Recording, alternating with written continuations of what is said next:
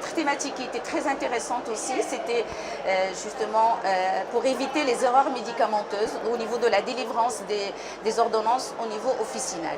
Et bien dans cette thématique, justement, professeur Sreli Sedia, qui est pharmacienne clinicienne, et elle nous a fait justement un tour d'horizon sur vraiment il faut apporter beaucoup d'attention au niveau de la délivrance et pour vérifier aussi bien les incompatibilités, donc les interactions médicamenteuses, qu'il faut absolument remonter au niveau du prescripteur.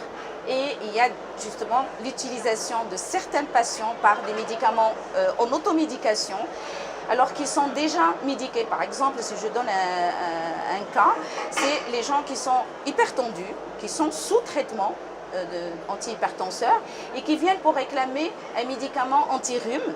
Il faut faire très attention parce que ce médicament anti-rhume X, il peut contenir un médicament qui est contre-indiqué pour justement ce hypertendu. Donc il faut faire attention, il faut demander conseil à votre pharmacien.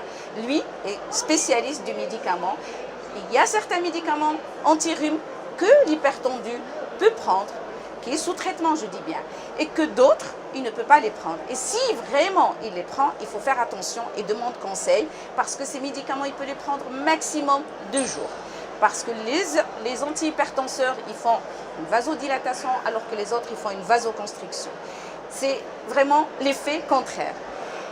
Il y a aussi d'autres cas où des médicaments qui sont utilisés par les patients antidiabétiques et qui viennent demander un autre traitement, alors qu'ils ont oublié de demander un conseil, ils ont oublié de mentionner à leur médecin comme quoi ils sont sous traitement, soit antidiabétique, soit antihypertenseur, alors que le pharmacien connaît le patient. Donc il sait que justement, il a un traitement antihypertenseur et qu'il ne peut pas prendre l'anti-inflammatoire, par exemple, pour une période de 2 semaines, voire même plus.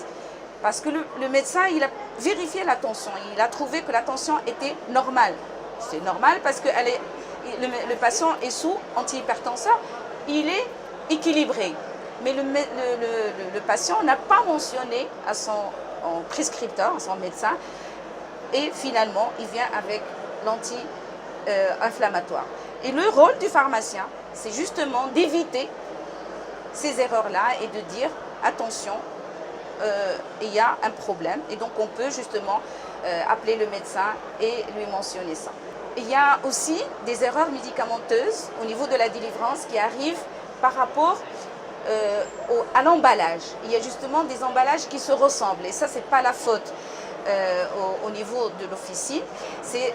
C'est l'industriel qui a fabriqué justement ces médicaments-là et qui ont ce qu'on appelle les looks-like, c'est-à-dire qu'ils ont le même emballage.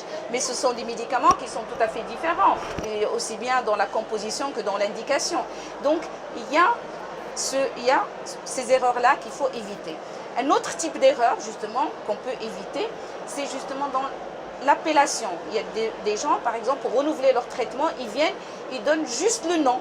Et justement, il y a un rapprochement entre des noms qui sont très proches. Et le pharmacien doit normalement poser plus de questions pour savoir exactement quel est ce médicament.